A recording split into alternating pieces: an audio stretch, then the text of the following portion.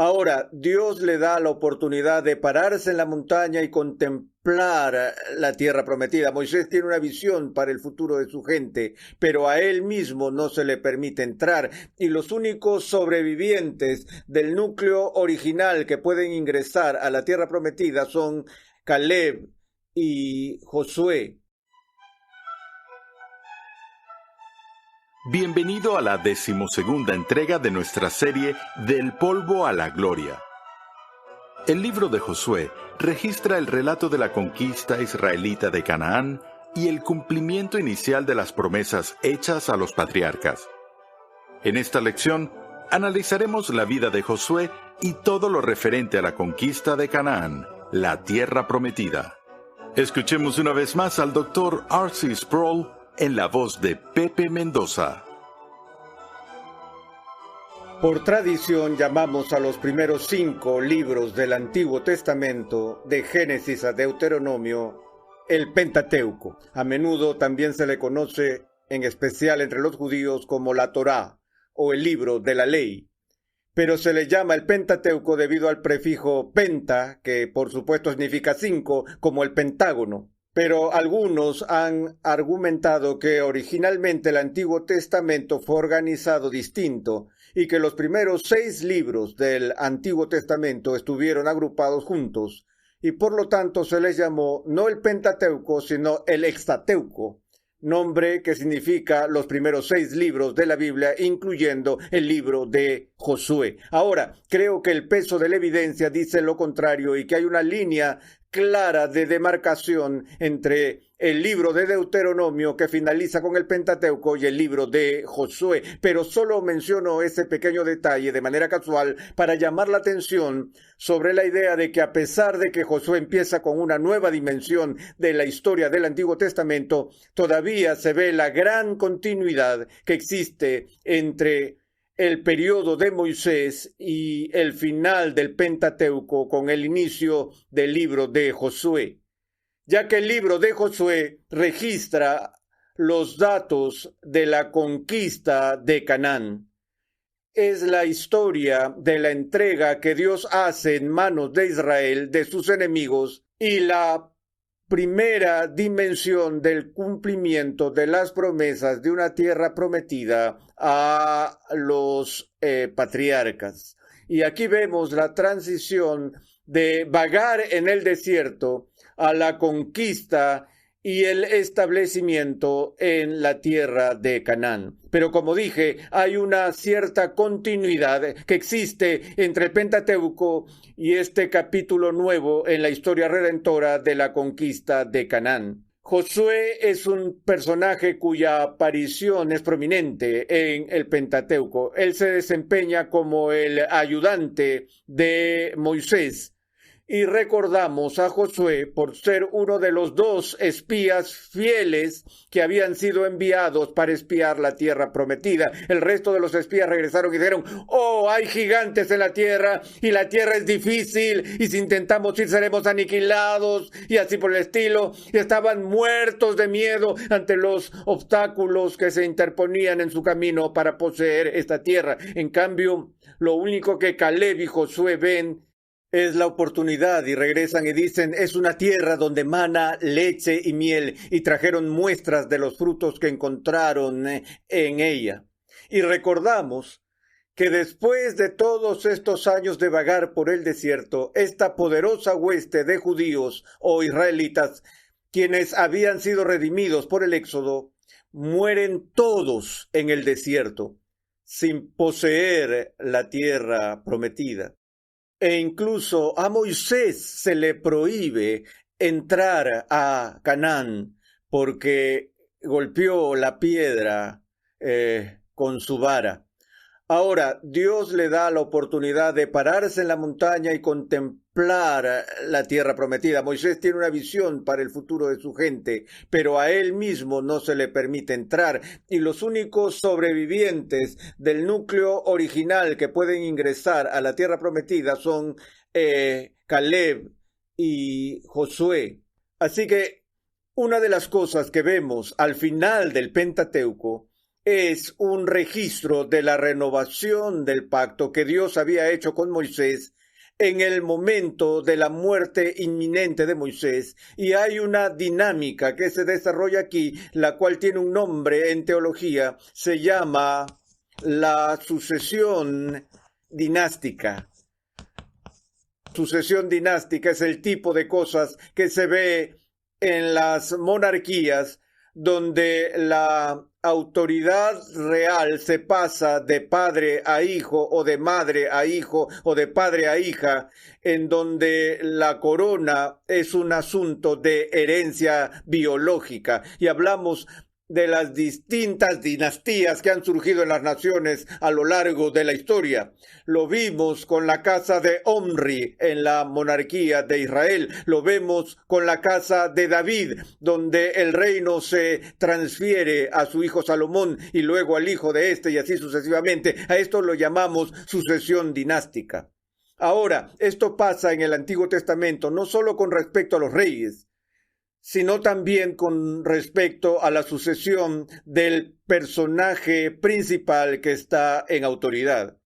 Y el principio de la sucesión dinástica se lleva a cabo al final del Pentateuco, cuando Moisés está a punto de morir y él reúne a la gente y le hace jurar a todo el pueblo lealtad para con su sucesor. Y su sucesor es Josué. Sé que esto es una exageración y que pocos lo han visto, pero se puede argumentar que nuestro Señor mismo en el aposento alto, la noche anterior a su muerte, celebró la renovación del pacto, muy similar a lo que ocurrió en Moab y luego en Siquem en el Antiguo Testamento, donde reúne a sus discípulos y les da el discurso más largo que haya dado en su vida, que sepamos, sobre el ministerio del Espíritu Santo. Reúne a sus amigos y dice: un poco más y ya no me veréis, y a donde yo voy vosotros no podéis ir, pero no los dejaré solos, les enviaré otro consolador. Les enviaré otro consolador, el Espíritu Santo. Y creo que en cierto sentido, cada vez que celebramos la Cena del Señor, celebramos, entre otras cosas, la presencia del Espíritu Santo como representante de Cristo en nuestro medio. Y cada vez que nos sentamos y celebramos la Cena del Señor, renovamos las promesas del pacto, de modo que todo este principio de renovación y continuidad fluye como un hilo a lo largo del Antiguo Testamento. El libro de Josué trata sobre el sucesor de Moisés, el cual ahora Dios ha ordenado y designado para guiar al pueblo desde el desierto hacia la tierra prometida. Y se nos da una pista de lo que sucederá en el primer capítulo del libro de Josué, cuando el capítulo 1 empieza con estas palabras: sucedió después de la muerte de Moisés, siervo del Señor, que el Señor habló a Josué, hijo de Nun, y ayudante de Moisés, diciendo: mi siervo Moisés ha muerto. Ahora pues levántate, cruza este Jordán, tú y todo este pueblo, a la tierra que yo les doy a los hijos de Israel.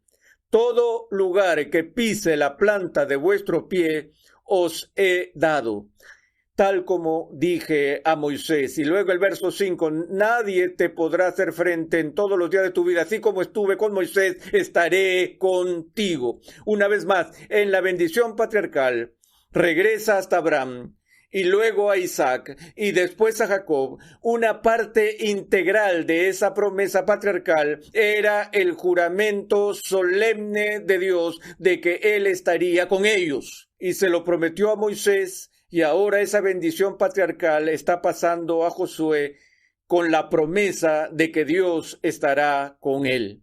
No te dejaré ni te desampararé. Sé fuerte y valiente para este pueblo a quien dividirás como herencia la tierra que juré a sus padres que se les daría. Solamente sé fuerte y muy valiente, cuídate de cumplir toda la ley que Moisés, mi siervo, te mandó. Y así, con este solemne pedido, Josué recibe la promesa de victoria, la promesa de la presencia de Dios, la promesa que Dios continuará ejerciendo su papel como el guerrero divino que lucha por su pueblo y que va delante de su pueblo para asegurar la victoria y asegurar la conquista contra este país extranjero.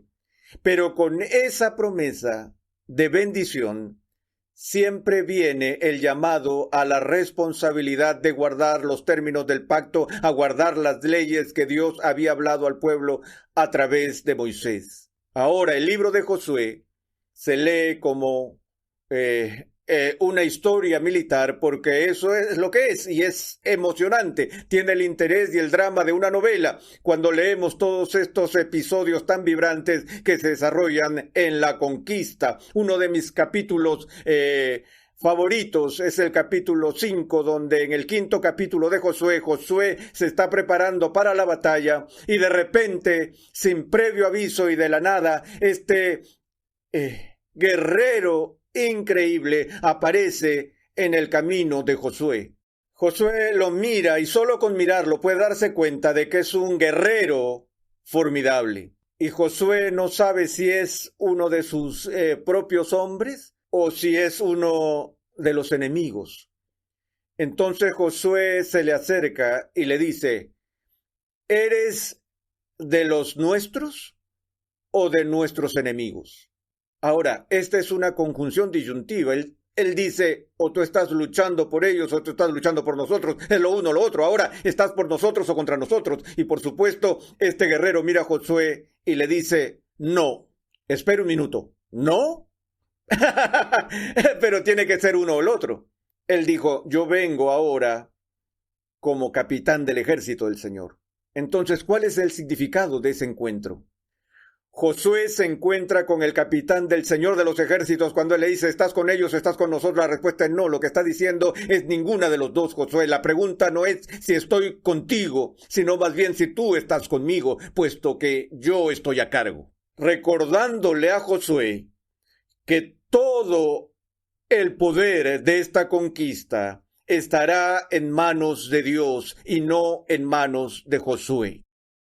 Que Josué, aunque es el general sobre todo el ejército y que ahora tiene la autoridad investida en él durante el traspaso de Moisés, sin embargo, él está luchando para el Señor y es el capitán del Señor de los ejércitos el que lleva la nación a la batalla.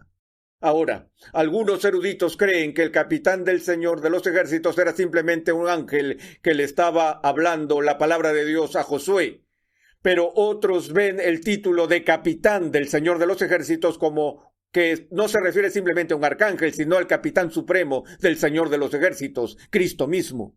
Y muchos ven en este texto lo que llamamos una cristofanía, una manifestación de Cristo preencarnado en el Antiguo Testamento. En lo personal, yo estoy a favor de esa interpretación de este evento.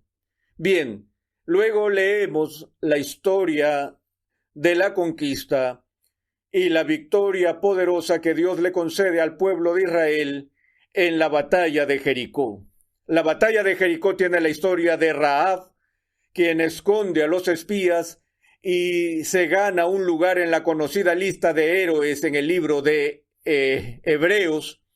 Y la manera como Dios se impone sobre esta ciudad demuestra otra vez su poder. La ciudad de Jericó cae no por el poder del ejército israelita, sino por el poder de Dios. Pero luego leemos ese capítulo triste de la derrota de los israelitas en la ciudad de Jai. ¿No había prometido Dios que todos los enemigos que estaban contra ellos serían vencidos? ¿Cómo podían perder? ¿Por qué perdieron? Por culpa del pecado de Acán que fue registrado allí, en donde vemos que después de la batalla de Jericó, él robó parte del botín de la conquista y escondió estos artículos valiosos en su tienda y violó las leyes de Dios en cuanto a la conquista, y como resultado de eso, Dios retuvo su favor y dejó que su pueblo perdiera. Ahora, toda la historia de la conquista de Canaán ha sido objeto de gran controversia. Recuerdo haber leído un plan de estudios escrito para muchachos de secundaria en una denominación X hace varios años, y el directorio de la iglesia que me invitó me pidió que revisara el sílabo para ver cómo estaba. Y mientras leía las secciones del Antiguo Testamento del sílabo, encontré que este tema se repetía una y otra vez, que la literatura del Antiguo Testamento no revela el carácter de Dios en su amor y gracia, sino que es el registro de un pueblo primitivo, quienes desde su perspectiva arcaica atribuyeron a Dios la fuerza causal de su propia mentalidad guerrera sedienta de sangre.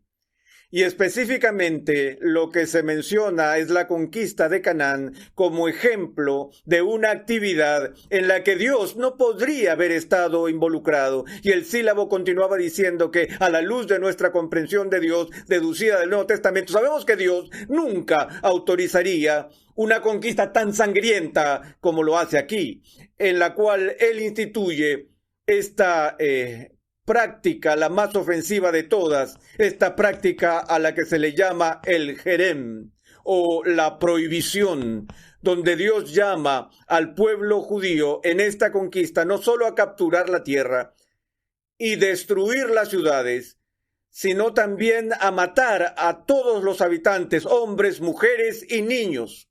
Parece una vez más completamente despiadado. ¿Cómo podía llamarse a esa guerra santa cuando era tan brutal? Esa fue la objeción planteada en este plan de estudios, y es planteada por muchas personas hoy en día porque simplemente no pueden entender lo que está sucediendo aquí en el libro de Josué y cómo algo como esto podría llamarse santo.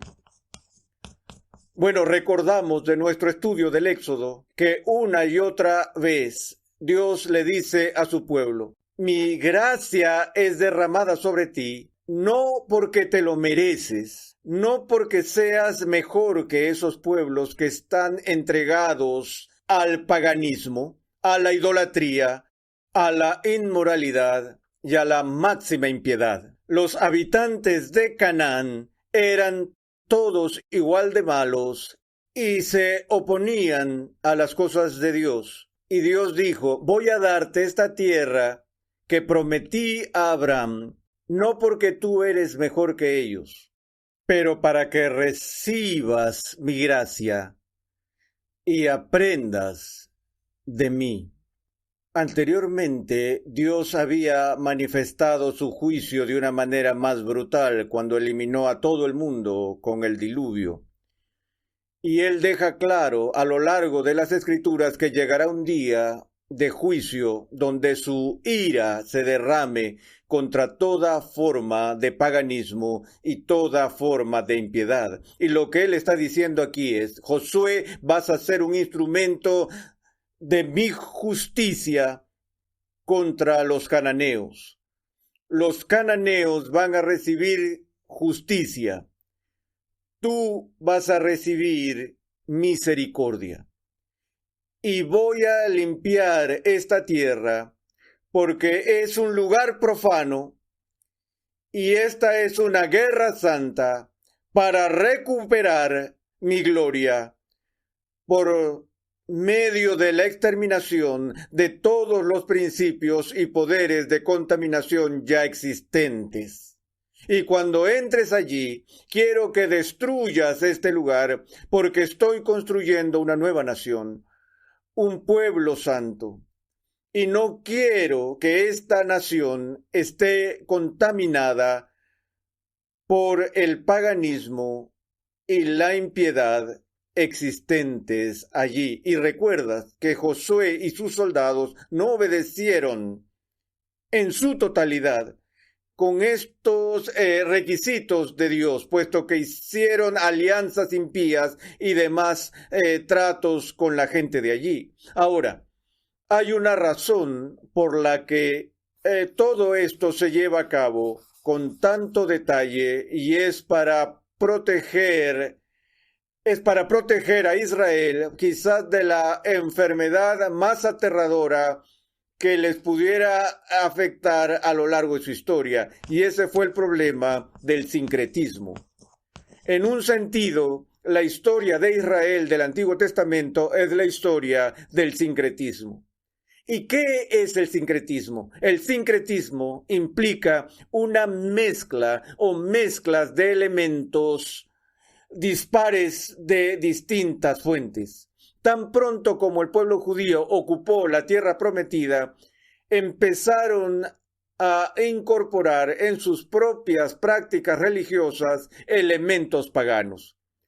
Pensamos en las disputas que se dan entre los profetas y Acab y Jezabel y todo eso, porque incluso el rey estaba involucrado en el establecimiento de altares paganos y adoración a Baal. Y todas estas disputas que continúan en el Antiguo Testamento están diseñadas para detener el ingreso de elementos paganos, magia, hechicería, idolatría y ese tipo de cosas en la nación de Israel. Israel debe practicar la separación étnica para que no se mezclen con otras culturas y se contaminen, porque serán luz para las naciones. Pero una vez más, la historia de Israel es el fracaso de Israel para llevar al Jerem a su plenitud. En cambio, hacen amistad con los paganos y empiezan a construir puentes que llevan hacia los paganos, y es un camino de doble sentido, y muy pronto el paganismo se estaría moviendo más fuertemente a través del puente hacia Israel. Entonces la luz de Dios se está moviendo a través del puente hacia las naciones antiguas. Es así que la guerra santa se diseñó para minimizar la influencia del paganismo en Israel. Al final del libro de Josué hay una recapitulación fantástica, una vez más, de las promesas del pacto que se habían hecho. Otra sucesión dinástica se realiza en la que Josué reúne a todo el pueblo para renovar el pacto que Dios había hecho con sus padres. Una vez más, por ahora Josué es viejo y está a punto de morir. Y es en esa ocasión que él le dice al pueblo de Israel: escoged hoy a quién habéis de servir. Si Dios es Dios, entonces servidle. Y continúa diciendo: pero yo y mi casa serviremos al Señor. Y el libro termina en este contexto, donde todas las personas que se reúnen allí, que ahora poseen la tierra prometida, dicen ante Dios y sus testigos en presencia de Josué: serviremos al Señor. Y juran guardar las ordenanzas de Dios y los mandamientos de su pacto. Y Josué dice algo siniestro para ellos, que presagia el resto de la historia del Antiguo Testamento. Después que estas personas juraron públicamente que cumplirían la ley de Moisés y que cumplirían los términos del pacto, Josué les dijo: no puedes cumplir este pacto porque Dios es santo. No puedes hacer estas cosas porque Dios es santo. Alertándonos de este mensaje que llega a todas las páginas del Antiguo Testamento, que no importa cuánto logre la carne, no importa cuánto hagan estos seres humanos, nadie, ni Moisés, ni David, ni José, ni Abraham, ni nadie hace todas las cosas contenidas en la ley de Dios, porque es santa. Y de nuevo, preparándonos para la venida del Santo de Israel, quien es nuestro Arquegos, nuestro campeón, el capitán del Señor de los ejércitos, quien es el único que guarda las leyes del pacto.